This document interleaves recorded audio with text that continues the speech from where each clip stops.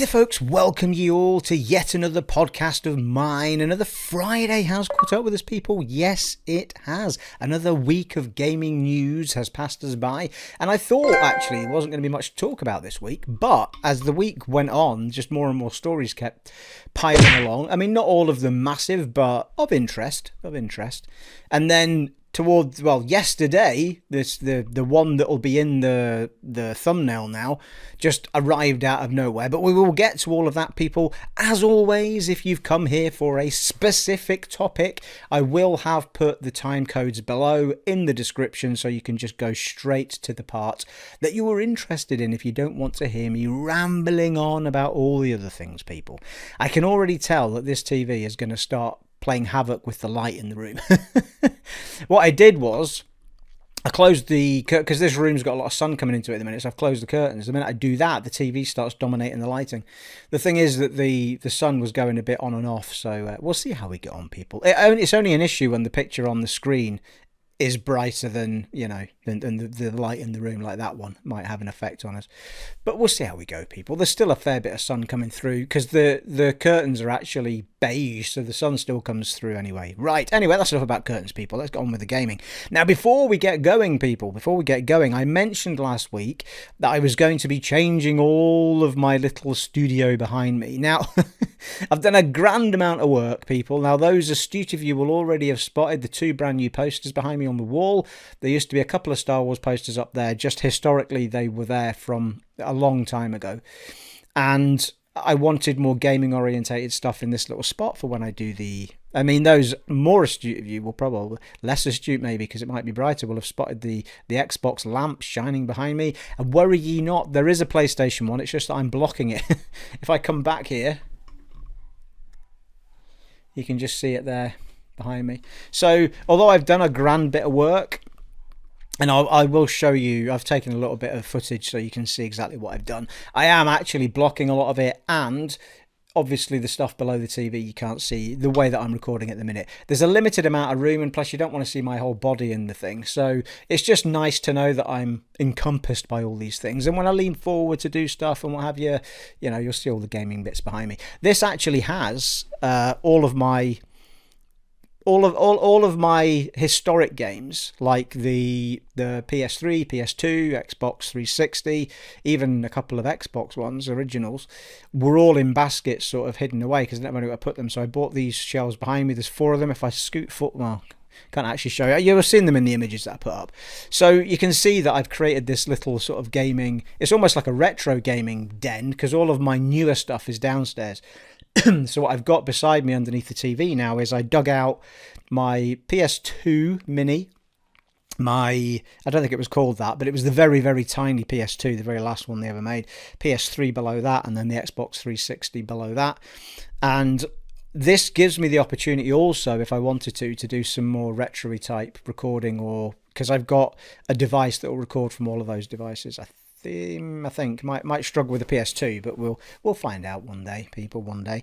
But I do love this little area that I've created, and you know, you never know, I might change the angles or something. But in order to get the TV stuffs in with these images and everything, and a lot of you have commented on the fact that you look forward to seeing what images I've picked out for the week and all that sort of stuff, I think it just adds something that I've not seen in other podcasts where they've got sort of a little, you know, screen or slideshow, as we like to call them, of different images and stuff. All the images I pick out are either just a couple of generic PlayStation, Xbox ones, and then added to that will be the topics, some of the topics I'm going to be talking about through the show, even though I give you all the video footage and stuff as well. So, without further ado, people, I think we're ready to... So anyway, I hope you love all of that. I hope you like the fact that I've gone to all that effort. I think you'll see that, I mean, if we just talk through... I can't quite turn around with this microphone, but if we talk through what's behind me here just briefly, we've got the Xbox lamp. Then we've got Geralt, massive Geralt statue. And beside him, we've got a little mini Dragonborn. And then right in the middle there, which is brand new, and I think you can see it, and you'll have seen it in the image, is an awesome Master Chief phone and controller holder, which it's just awesome. It arrived the other day. I ordered it and I thought, I didn't think much of it. I thought that would just be really cool. When it arrived, it was much bigger than I thought, and it's really sturdy. It is a solid piece of kit, and it was only 25 quid from Amazon. And then beside that, we've got the... you can't quite see it there, but you'll have seen it in the image. Beside that, you've got... Well, I can see it this way, I suppose. You've got the PlayStation lamp, which has got all of the symbols on it. And then behind that, you might see Isaac Clarke and a Necro fighting it off. So yeah, I'm really, really chuffed for how it all came together. It's just a bit of a shame that the stuff's kind of... I'm obstructing a lot of the stuff, but we'll catch glimpses of it as I'm talking to you. It's just the environment is now a gaming environment, and it was just before that, it was just not so much. We do still have, obviously, the bobbleheads here, all of which are gaming ones. We've got Jedi Fallen Order, the Night Sister. I'm forgetting the guy from Jedi Fallen Order's name, but that's the main character. Night Sister, and then we've got Fallout Boy. And then we've got, Vault Boy, was it? I can't remember now. Vault Boy, and then we've got, that's actually the droid from The Mandalorian. Bobblehead there, so. And then below that, we've got all of the consoles. So there you go, people. I'm feeling soaked in gaming, people. I was actually really excited to sit down with and I love these two new posters. We've got the Last of Us poster on the left, and we've got this. This was apparently a special edition. I had to pay a bit for this. These posters should only be $3.99, 4 quid each. I had to pay a little bit through the nose for that one because it was some sort of limited edition Gears of War. I think it's the Gears of War, the poster that was done for the Gears of War remake. So, yeah, I'm really chuffed with it. I absolutely love those two posters. I think they're absolutely sublime, people. And we get most of them in as well. So, delighted with it, people. Shall we? Let me know in the comments below what you think of all of that, people. You will have seen, I've been pointing it all out while I've been chatting, but you'll have seen behind me, I took that little bit of footage, and I might have run it a couple of times while I've been talking. So, yeah, I love this little setup. It is a confined area because this is like one corner of the spare room. So, to the right here, you've actually got a bed and a little rug, and so it's all kind of nice and homely on that side. And then to the left here, in front of the TV and beside where the camera is, we've got my laptop, my work desk effectively, and my laptop and all this sort of stuff going on. So yeah, it's a great room. It's got loads set up for me for every aspect of life. Yeah, there we go. Anyway, that's enough about that, people. Let me know in the comments below what you think of my new setup and my new little knickknacks that I've got around me. Let's fire into the news. First up, well, I'll tell you what, we'll do Valve releasing the new product first, I think. So Valve have released they are releasing a handheld PC gaming device, which is an awesome idea. I remember at some point way back, I'm pretty sure it was Valve as well, they were talking about, it's called the Steambox, and some point way back, they were going to do a console. I distinctly remember it because I remember the controllers were like touchpads instead of sticks. And it never really seemed to come to anything, or it just didn't take off. I think the idea was that anybody could make a Steam box and then you would sell the Steam controller with it or something like that. But it never seemed to take off. I was quite excited about it at the time. I don't know that. I think this could be the kind of thing. It would have to come down in price a bit, I think, to justify it for me. But if I was ever tempted to try out some PC World games, this would be the thing that probably gets me in there, I think. And the delight of it is that we're not talking about a cut down device that can only do certain PC games that are released for PC. This thing does all of your Steam library, and it does it apparently pretty damn well, considering, the power that's in it. Well, considering the size of it, there's a lot of power in it, I think is what they're getting at. So let's rattle through what's specs are. So it's got a 1280 by 800 LCD screen. It looks meaty as well, which is good. I think it's good for the handhelds to be a bit meaty. 1280 by 800 LCD screen, custom AMD APU, I'm assuming the APU, because they didn't mention graphics and CPU separately. I'm wondering if APU is kind of a combo. 16 gigabyte of RAM, which is decent to be fair. I think that's what my laptop downstairs might have. It might be 32 gig, but I think it's 16 gig. Jedi. Well, they said. Well, so that's the basic specs of it. So custom AMD APU, 16 gig of RAM, and the 1280 by 800 LCD screen. It comes with the Steam operating system. So if you're a PC gamer and you just want to continue what you're doing in a portable manner, like when you're away from home and stuff like that, you just continue to use your Steam library just like you would on any other device. So your full Steam library will be available to you the minute you power this thing up and you've logged in. So there is no I've got to do it different over there than I do when I'm playing it on my PC. There's none of that. And if you don't have a PC and you just want to enjoy PC gaming, then you can get into it this way. And from what they were saying, we'll get to the prices in a minute. From what they were saying, you can hook it up to a monitor and use it just like you. It's got a Linux operating system, I think. So when you move it into that, when you move away from handheld and want to display it onto a monitor and what have you, I think it uses some sort of Linux system to do it. So you can actually use it on a big screen or a bigger screen. I didn't see them show it on a TV as such, but I saw them plugging it into a monitor and what have you and using it like a PC. Be interesting to know if you can just hook it up to a TV and use I suppose you could either use its controllers that are on it or use a separate controller. It'd be interesting to see what that dynamic is. I have looked into this somewhat, but not in massive depth. It was so late in the day that I got this newspaper. I think it was only announced yesterday. So where are we? Yeah, Linux-based desktop, if not handheld. So it is a full gaming PC. It's not any sort of, can only do certain things, like I said. You can do all of your stuff on it from Steam. So, price-wise, we've got a $399. You'll have to convert this into pounds yourself, but so far as I can tell at the moment, dollars and pounds are pretty much like for like half the time. $399 for the 64 gigabyte storage version. So the storage is the thing that's sounds a little bit concerning, but it's not if you wait till the end of this. $399 for a 64 gigabyte storage, $529 for the 256 gigabyte storage, and $649 for the 512 gigabyte storage. But the two bigger ones, so the power in all three is exactly the same, it's just that the storage is different. So they're all as equally powerful as each other. The two higher end ones have a NVMe drive, which is for the faster memory, effectively, from what I can gather. So you are getting a bit of a speed boost when it comes to your RAM and things loading and stuff like that. So, if you've got the money to do it, why not? But they are pretty big leaps. Certainly the leap from 399 to 529. Well, I suppose they're equally distant, yeah. But fairly big leaps, yeah.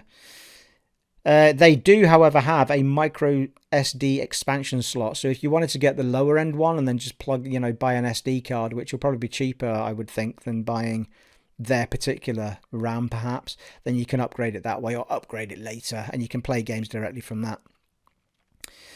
It is available December 2021. There is no date so far as I can see. There are certain places where you can reserve it now. When I read it the first time, that's what it said. When I looked at stuff today, it said you'll be able to reserve soon. So you just have to check that out, and it should be very, very soon if you want to reserve one. But they're calling it reserve, which is interesting, rather than pre-order. But, I suppose my only question is, and my son Aaron Brew, who fed me this information actually yesterday, it was him that brought this to my attention. He asked this question as well. Is how future-proof is it going to be? Because you forever hear about people like a new PC game comes out and it won't run on the spec of PC you've got. You have to upgrade the graphics card, or you've got and that's my concern with PC games. It's like, at what point is this thing going to go, I can't play it because it's been designed for Uber graphics cards? That's the kind of stuff that concerns me about PC gaming, and this is why well, this device will live or die based on what happens with that. Because if you consider the reason that consoles work is because things are specifically designed to run on them. It might have started as a PC game, but they've gone out of their way to make a version of that game that will run on that hardware spec. So what are we saying now? We're saying that everybody that makes a PC game is going to have to try and make it work on this system. I doubt it. I don't know that Valve would have the... So maybe everything on Steam might be forced to. They might ask developers to ensure it can run on it. But yeah, it's going to be interesting. It's its life cycle. It's going to be when the new big games come out for PC, is this thing going to handle it and do it? Or are they going to tell developers that you... I mean, how do you though? It's not like Valve don't own PCs. You know what I mean? They own Steam and this device. I suppose what they can say is if you want your game to be on the Steam library, you need to make sure it works on this device. Otherwise, we won't put it on the Steam library. That's one way to get around it.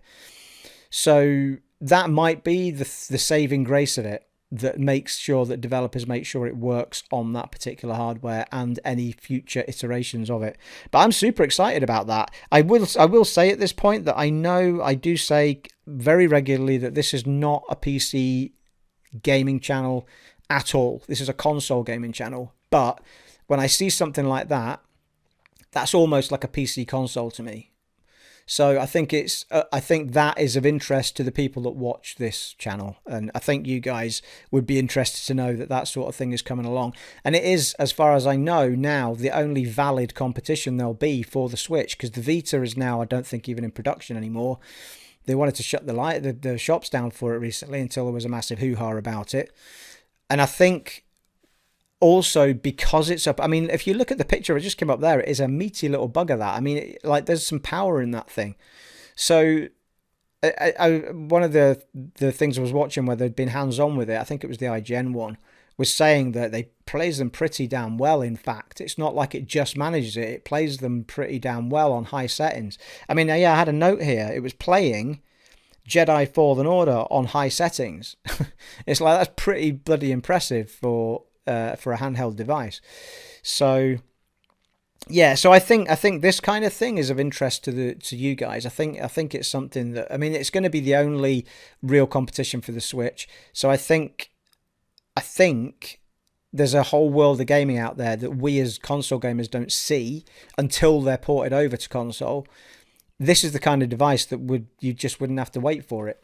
You know, you could just play your PC ones. I mean, you lose things like trophies or achievements and stuff like that, I suppose, but for people that just like playing games and aren't bothered about that sort of stuff, it opens up a whole new world and a whole new yeah, I won't sing it, people, I'll get copyrighted. I'm that good.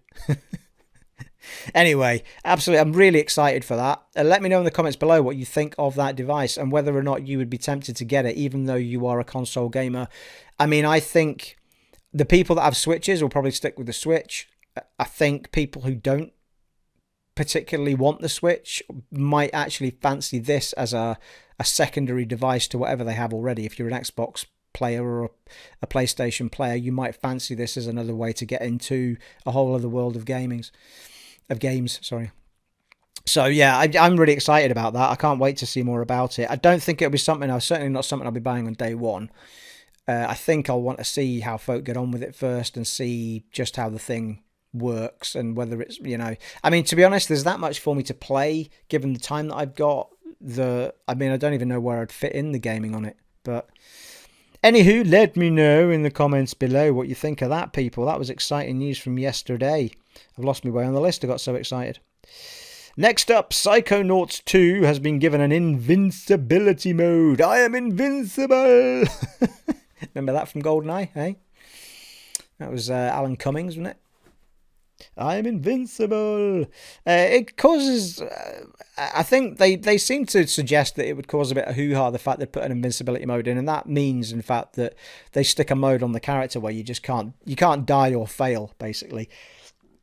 And what that means is that any gamer, if you put the invincibility mode on, any gamer will be able to finish the game. Because if you're 6 years old, or if you're, you know, 99 with arthritis and you struggle to do things as quickly, or, you know, whatever reason, you know, it means that anyone is capable of seeing the game through, and they want people to see the story of that game through, irrelevant of what difficulties you might come across in beating bosses or levels or whatever. And I think it's a great idea. The only thing they haven't said is, because they said if you beat it on invincibility mode, you've still beat the game. That's basically what they're saying. And I think it's great. I think that's absolutely what you want. I mean, I remember so much frustration when I started getting into gaming back in the day, and it was like hard. I mean, I used to think, Jesus, how do kids do this without their parents stepping in half the time? I mean, I know kids end up being way better than parents, but I remember when Aaron was like, you know, between 6 and 8, somewhere like that. And we were playing games. I thought, Jesus, how do they expect a 6-7-year-old to be doing this? Like, I mean, I had to step in a few times. I mean, that was with games like, I mean, even games like Zelda and stuff got pretty difficult in places at that point in time. I mean, Final Fantasy was a different story, but yeah. But I mean, like these sort of games are like for the younger ages as well as the older ages. So I think it's great that it's put in there. What I would like to know is, and what I would prefer, is that there is an additional achievement for doing it on the higher difficulties. So hopefully they'll put that in, and that'll appease people that say, you know, because that's bog standard. Like, I did it on standard, I did it on, you know, hard, I did it on mental, or I did it on invincibility mode. You've still beat the game. So it would be nice still to have something to go for as a more developed player or a more enhanced player that can achieve it at a higher difficulty and get a reward for doing that and going through the pain of doing it. I think that's still something that we should ask for and expect. I think that's fair. So I hope they put an achievement in for beating it on the harder difficulty. Sadly, I'm noticing even with the first party ones on PlayStation, I think the last few have not had beat it on a hard difficulty. Like, the platinums have been so easy to get. It's like, you know, the challenge is almost gone in half of them. And I feel it's a bit of a shame, really, because I've got a lot of fond memories of going for, I don't mean ridiculous challenges, but I mean certainly things like beating it on hard and stuff. I feel like those should still be there. I mean, I loved The Last of Us, the original The Last of Us. I played that game silly until I got all of the achievements, and I never got the platinum for it because of the stupid online trophy they put on it. And I'd have to have spent a stupid amount of online time on there doing all sorts of stupid stuff to get my... It's the only trophy I've not got. Otherwise, I would have had a platinum for that game. If you look at then there was like a really hard, and a stupidly hard mode. In fact, there was a mode even after that, which wasn't part of the platinum, that was an update mode that was even harder. But there was trophies for all difficulties. And on The Last of Us Part 2, there wasn't any difficulty trophies, which I just think is a shame. Like, there should be challenges in there for the platinum. It just makes the platinum a bit of a farce, really. Ooh.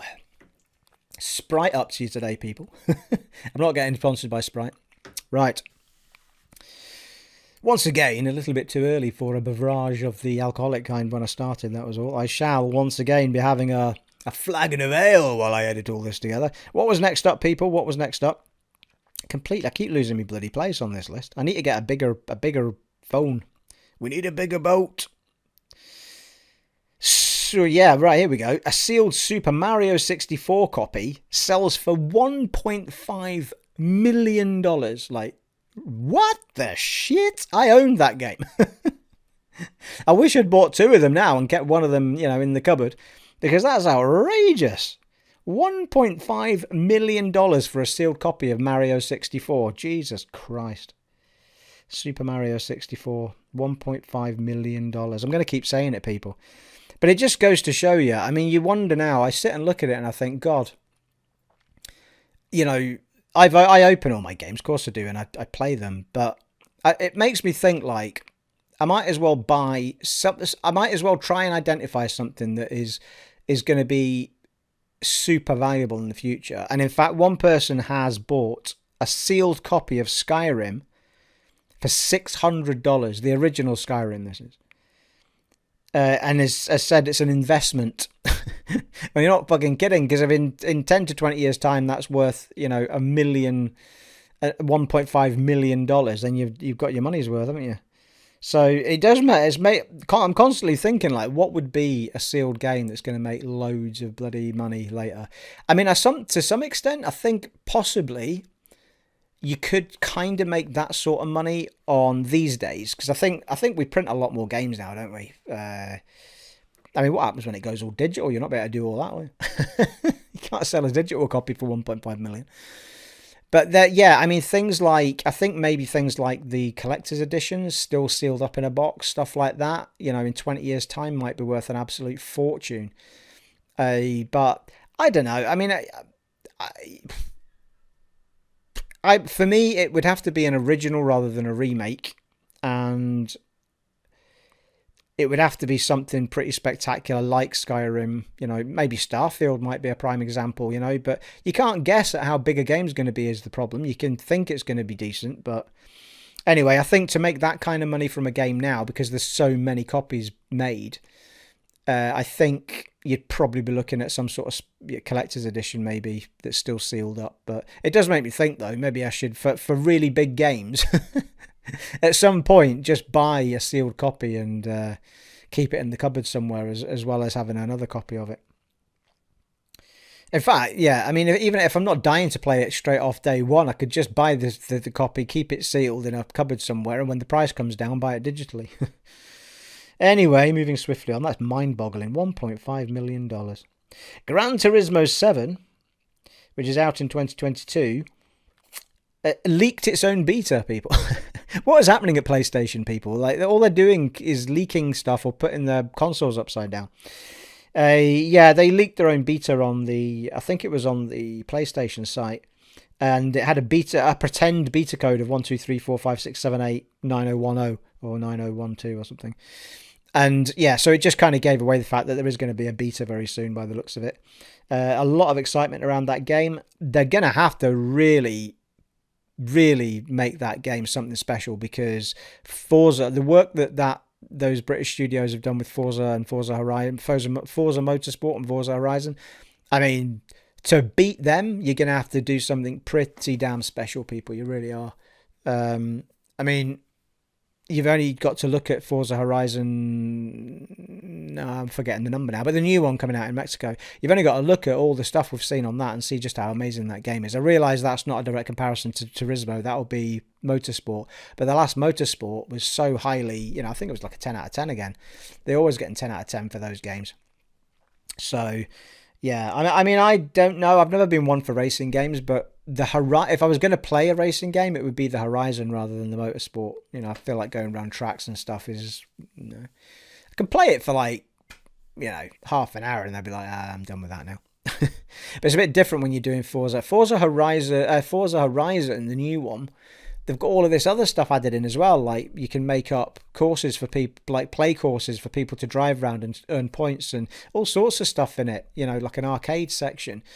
There's all sorts going on. It looks absolutely incredible, that game.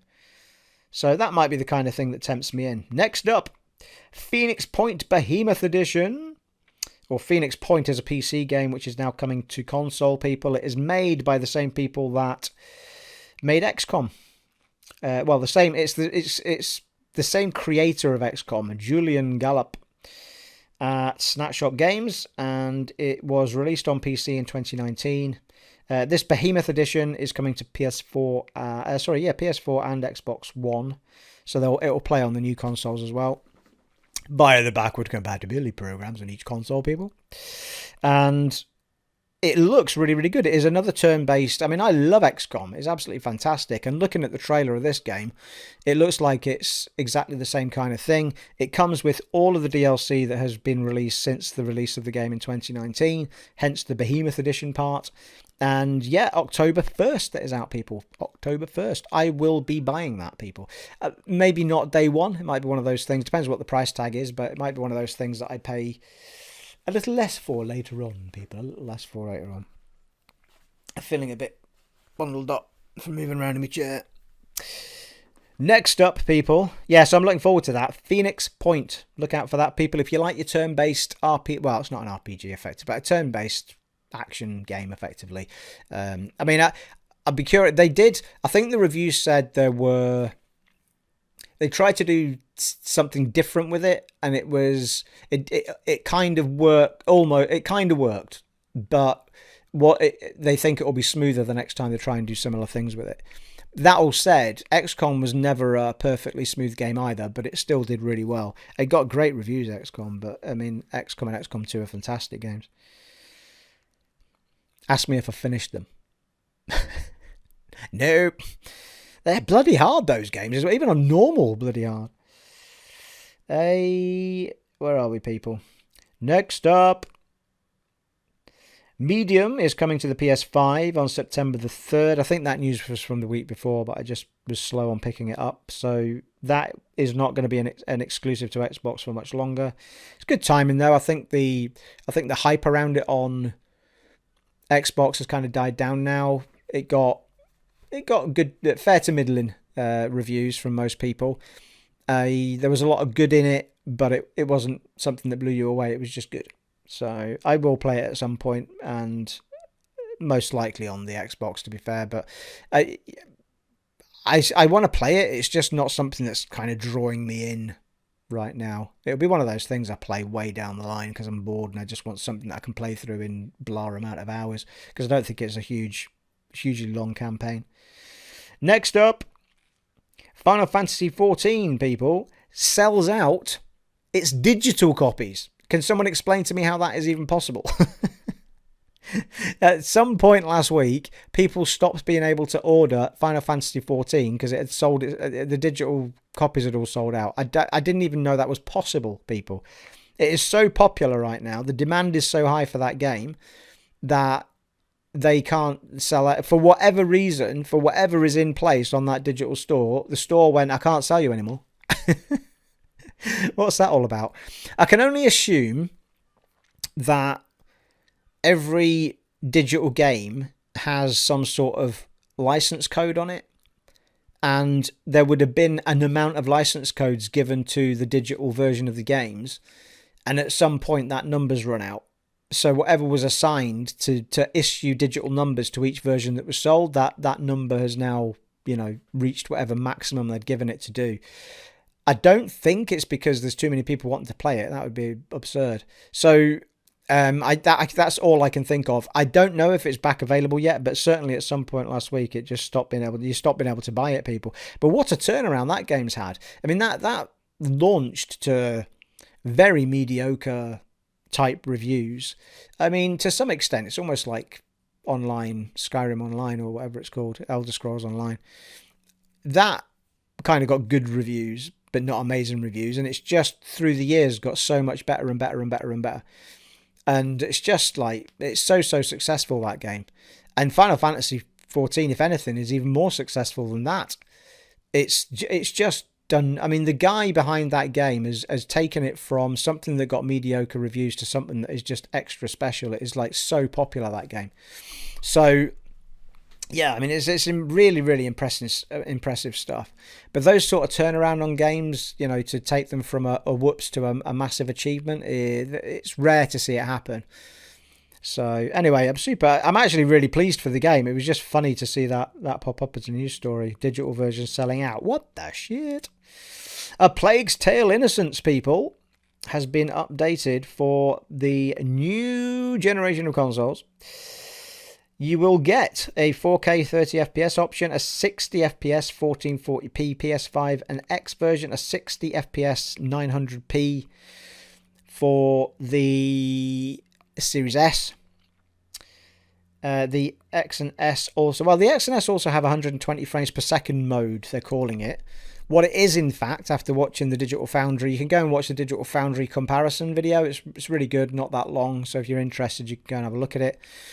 The 120 frames per second mode is the least stable because it's just basically uncapped. So it'll just, whatever power's there, it'll try and use it.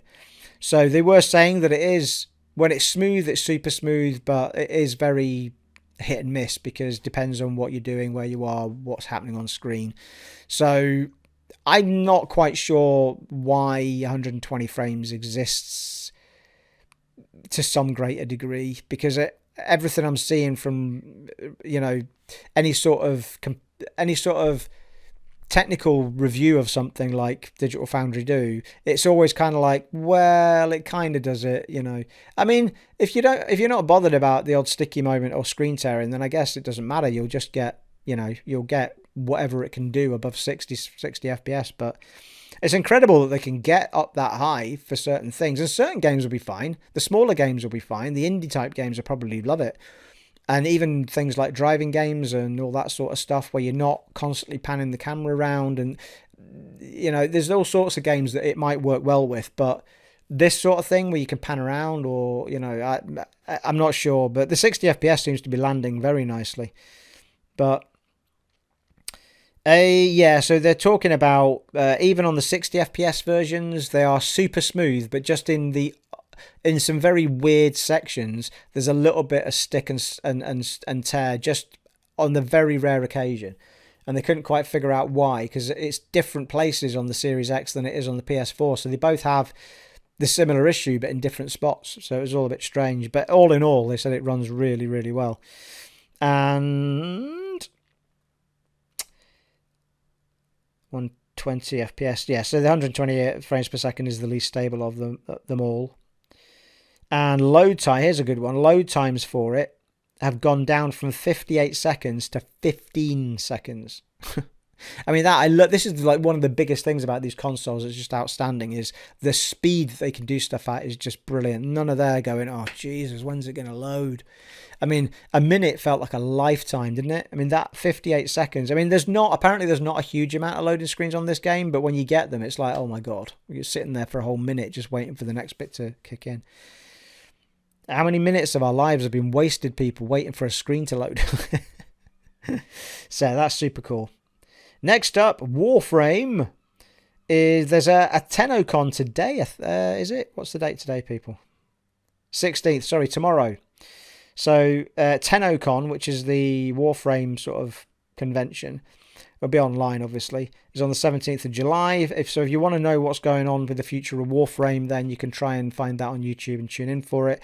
I spent some time with Warframe quite some time back, and I actually had a really good time in it. It was after I'd played Destiny for a bit, and I'd got fed up with it. I can't remember. There was some in-between spot with Destiny 1 at the time.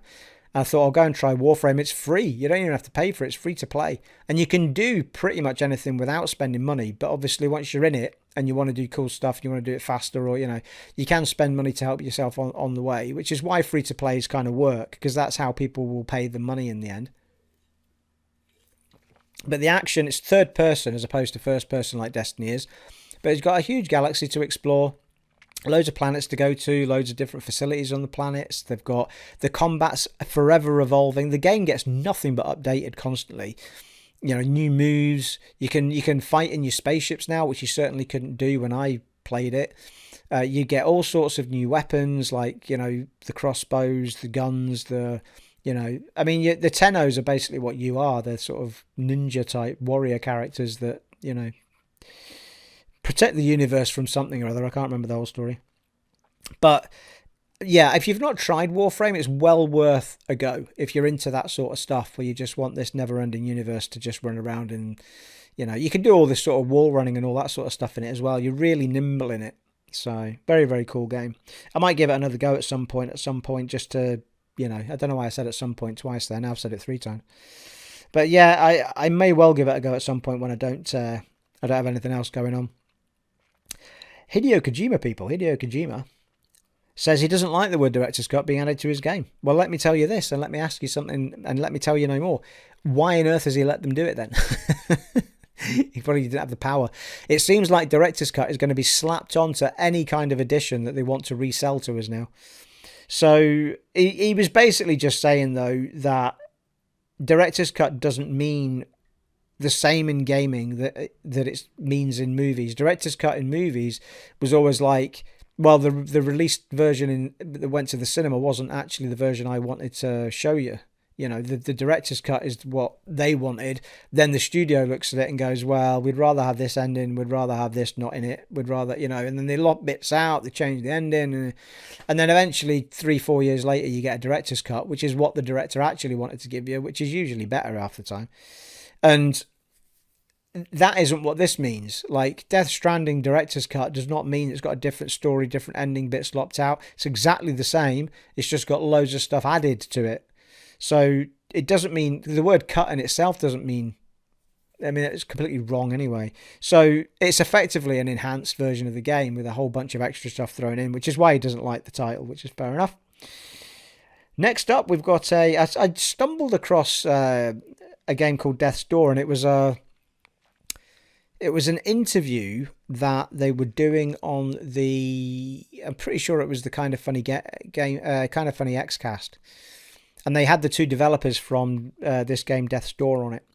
And I have to say, the game looks, I mean, they're just a little indie dev. They've done a game called Titan Souls before, which was a massive success for them. That one was a 2D sort of 16-bit looking thing. I think, if memory serves me right, that particular game was it was just boss fights all the way through it. You were wandering through a land and you'd just have all these arena boss fights as you went through. And it was really, really popular. And Death's Door is their new one. And it is out on July 20th. And it looks like a really cute little platformer. I mean, it's got all sorts of little RPG elements in there as well, you know, because the way you fight is like this little, I think he starts off with I think it's a brolly or something, an umbrella or something as the first sword, and I think then you get different weapons as you go through. But you play as this little crow, and it's in a world where creatures have stopped dying, and so there's no souls, and you're given this task to, as whatever the character is as a crow, you're supposed to go and collect souls in order for things to work as they should. And you're given this task to collect this soul, something goes wrong or somebody steals the soul you're meant to get, and that's where your journey starts off. And it looks really, really good, really, really pretty. They said it's about 10 hours long, but even after you've done the 10 hours, the world is then open for you to go and do the collectibles, and there's extra little things you can do in there. And I love that, because there's far too many games that are just stupidly long for no reason, like massive, massive worlds of the same thing over and over again. The amount of games I've not finished because I got bored trying to do it all. So I love the idea of a game like this where I know in 10 hours I'll have completed it. And if I want to and I've enjoyed it enough, I'll go back in and I'll do all the collectible stuff. I think it's a great idea.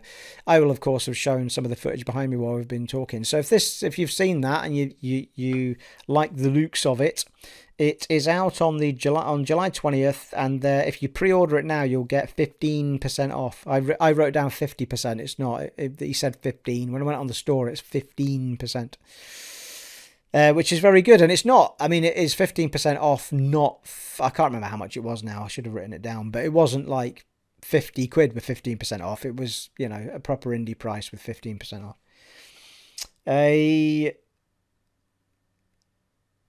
What is next, people? Bend Studio, who made why am I having a mind blank on that? What was it called? Days Gone, people. Thank you, Jesus Christ. Bend Studios, who made... is it Bend Studio or Studios? It's just Bend Studio. It's just one studio. Bend Studio. They made Death... Should I splice this off, people? I'm going to use that pen that they're using Men in Black. Forget what's happened, people. Bend Studio. They are hiring 11 new art positions for a new IP. Now, we already know that they didn't get a Days Gone 2. They pitched it to Sony, and Sony, for whatever reason, said, no, we don't want you to do another Days Gone. Probably because they maybe feel like that type of world has been done a bit to death, and it has, and it is very close. It's not the same as The Last of Us. It's almost like an open world The Last of Us is what it is.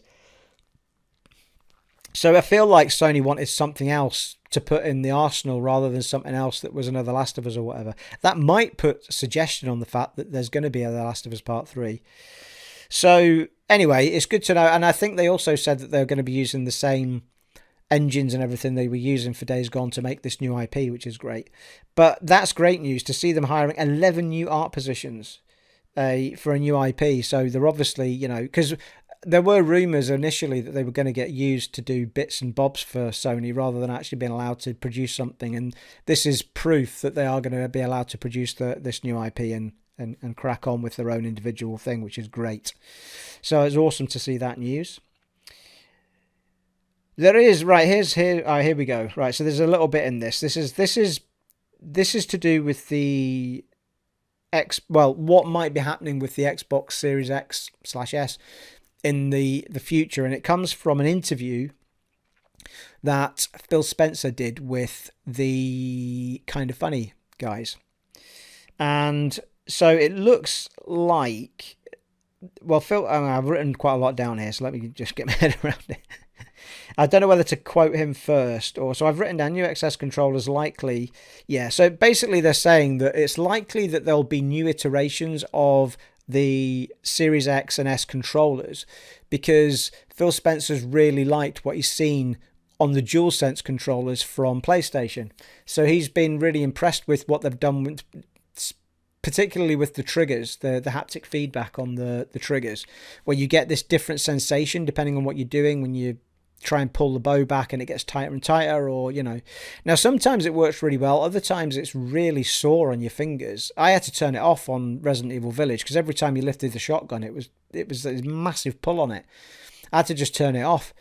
But other times it's really, really well put in. Like, I mean, it wasn't overly intricate in, oh God, I've forgotten the name of it now. Phoenix Rising. But it was there, and there were different sensations and stuff. Anyway, he's really liked that, and he obviously has it in his head that he would like some form of controller that is able to do that functionality. Whether they stick it in the standard controllers or whether they make, like, because they do the Pro controller, don't they? So it's possible they could add it into as a feature for that. But there's no reason why you couldn't, you know, put it on your standard controllers. Sony certainly seems to be able to for the same price on the controller. I guess the issue would be that all the games that have already been made for the Xbox versions won't have anything on them to deal with it, which isn't the end of the world. They could always go back and patch it right enough. But anyway, he said, to quote Phil Spencer, "There's probably some work we'll do on the controller. I think Sony's done a nice job with their controller. We kind of look at some of that and think, is there something we could go and do?" So that's, and then he sort of pointed toward the haptic feedback. On top of that, he was asked about why. So that was, I mean, it's quite a quick little story that. But in the same interview, he was also asked about whether or not Xbox are going to get involved with virtual reality VR, which obviously PlayStation are still doing with their PSVR, and it's still really, really popular. The PSVR 2 is coming soon enough. I don't think we're going to see it this year. I think it will be into 2022, probably holiday 2022 maybe. So it's still a thing, and it's still getting popular. So I think it's, from what Phil Spencer has said, it's not something they're working on now, but he's clearly looking at it. And I mentioned this in it could have been a year ago or even longer. I mentioned that when it came to the new consoles, why didn't Microsoft look at making the Oculus Rift work with the Xbox instead of developing their own? Because the Xbox has always been kind of PC-like anyway, and always open to working with the PC, you know, the PC world, if you like, in some fashion or other. I've always felt that the Xbox sat itself quite closely to the PC world, and with everything that Xbox are doing with their games launching on the, you know, Xbox Game Pass being available on PC and all that sort of stuff, they're very close to the PC world anyway. So why not make the Xbox Series X work with the Oculus Rift?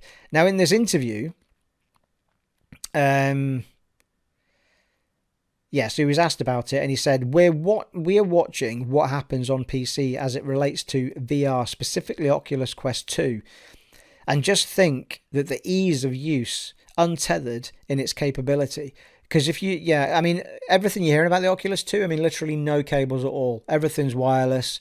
You've got these two great controllers that come with it. And that's what you want. Like, the big soggy part of PSVR for me was always like, I'm not faffing around with 15 cables or whatever it was. I think it was like 3 cables or something. I mean, the minute you start moving around, it's all jangling about, and I can't be doing with it.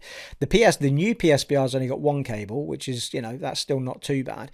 But if the Oculus can do it with no cables, I mean, that is just amazing. And if you can make that work on an Xbox Series X and S, I mean, that would be outstanding. And then you're straight into the VR market. All you then need is some of the PC VR games to be ported over to the Xbox. And developers would love to do that. I mean, quid's in. So it'll be interesting to see. He did state that they're not working on anything at the moment, but they're obviously keeping a very close eye on what Oculus Quest 2 has to offer. I think Oculus Quest 2 is not quite out yet. I think it's been announced, but it's not out yet. So it's going to be really interesting to see how that pans out through, because these consoles, I mean, it feels like I've had them forever, but we're only 6 months, 7 months in. A lot of people still haven't got them. They just can't make them fast enough. So we've got a long way to go with these consoles, and an Oculus Quest 2 will come along soon enough. Very interesting. What was up next, people? Phil Spencer.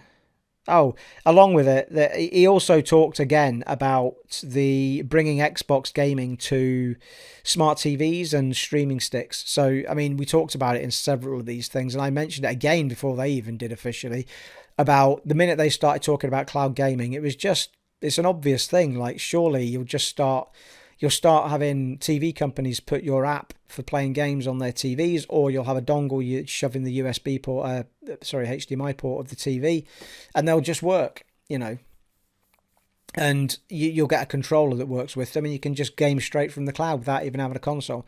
So it's no surprise that he's clarifying that continuously, that's definitely something they're going to be bringing through.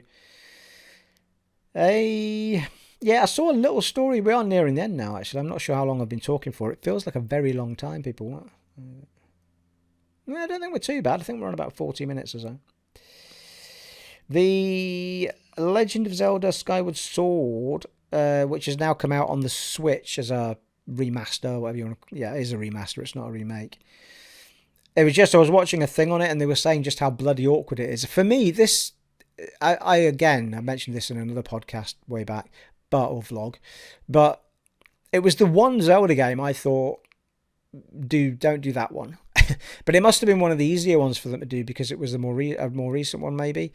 But I mean, people are crying out for Ocarina of Time to be, re-released on a Switch or one of the others. But this one was particularly awkward because it was specifically developed to work in motion on the Wii U, and that has been brought over to the Switch because the Joy-Cons can do the motion stuff, but obviously most people don't want to use that. They want to use the controllers. So I was looking at a video of somebody describing how to use the controls, and it was so awkward, like to have to flick right on the stick to make your sword go right, or to flick left to make it go left, and it was all sorts of mind-boggling. Like he said, it took ages to get used to it, and it's just, I guess if it works with the Joy-Cons, fine, then fine. You can always do it as it was meant for the Wii, and it'll just work the way it always did. But for me, that is the one Zelda game that I would have said people... I mean, I would take Wind Waker more than I would take that. Or I think Wind Waker's been done, maybe it was re-enhanced because that was GameCube, wasn't it? I think it was re-enhanced possibly for the Wii, but that could easily be brought forward, I think, which was a great game. Totally different style on that one, but it was great. Obviously, Ocarina of Time, that's got to be coming forward at some point, but they seem to always do the one that people didn't ask for, Nintendo, Next up, the co-founder of Rockstar, Dan Houser, who left last year, I think it was last year, who wrote pretty much all of the Grand Theft Autos and the Red Dead Redemption 1 and 2. I think he wrote Bully as well, and he was, he's been there from the beginning. It was two brothers, Dan, and I forget the other one's name, sorry, I didn't look it up at the time. But he left. I think there was a lot of like, where's my place here now? Because, Rockstar's become so massive and so many more things have been, I think he reached a point where it was like, yeah, I think he went away for an extended break, came back, and then left. So it could have been that when he came back from the extended break, it was like, well, you're all on with it. Like, there's really no place for me here now. So I'll go off, take a break, and then I'll think about what I'm going to do. And it's really nice to see that he is returning, by the looks of it, with a new gaming studio. He's registered a new studio called Absurd Venture Games in the UK, I think. And we'll have to wait and see what comes of that, because it's obviously something he wasn't announcing. It's just that somewhere out there in the land, somewhere out there's a song there somewhere, I'm sure there is. I don't sit and watch musicals all day, I promise you. Somewhere out there, there's very sad people that sit and look specifically online for the registration of game companies. I mean, I don't know who does it, people. Who does it? What's up next, people? Yeah, well, I'd written down Absurd Venture Games, and it noted next to it as a registered company, ready-made interactive leisure and entertainment software development. He also executively produced a lot of those GTA games and I think the Red Dead Redemption 1 and 2s as well. So it'll be very interesting to see what he's going to come up with next, without any shadow of a doubt. Hey, what have we got? We've got another couple of stories here. Yeah, well, these are kind of... one's kind of a story, one's kind of a what? But I guess they're both stories. If I'm making them stories, people, it's my channel. I'm allowed to do what I like. PS Now apparently can't stream or do PS5 games. So you can't do anything PS5 on PlayStation Now.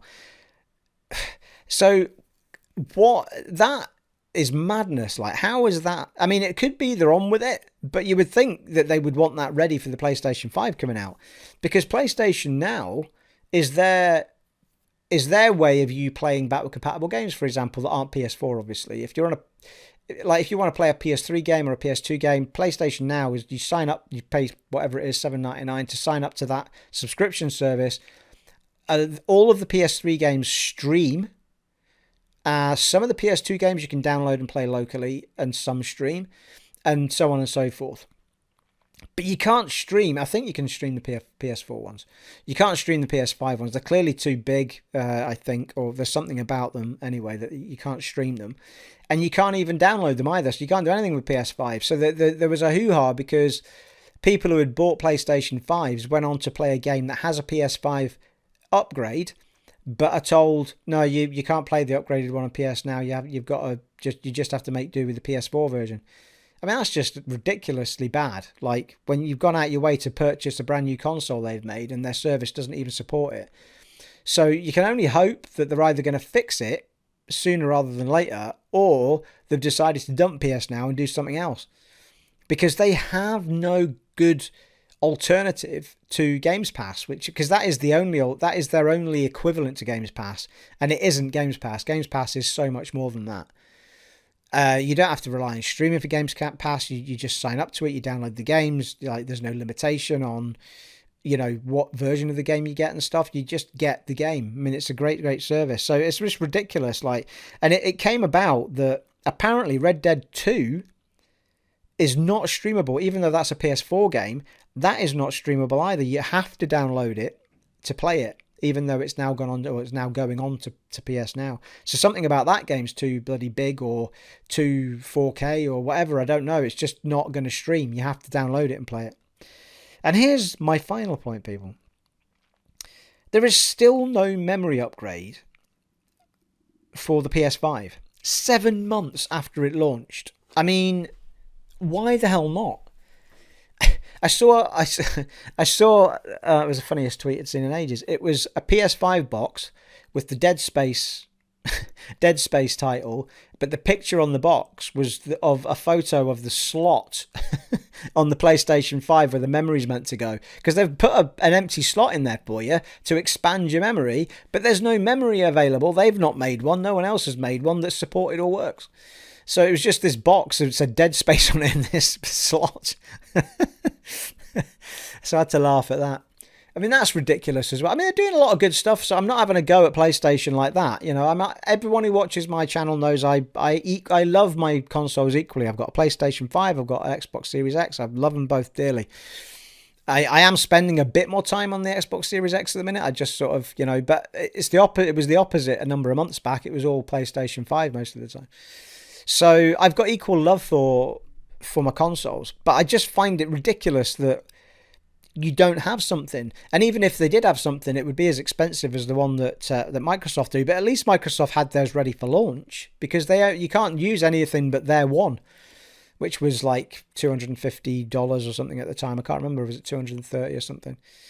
So they are expensive, these memory cards, but you should have some sort of upgrade path for people.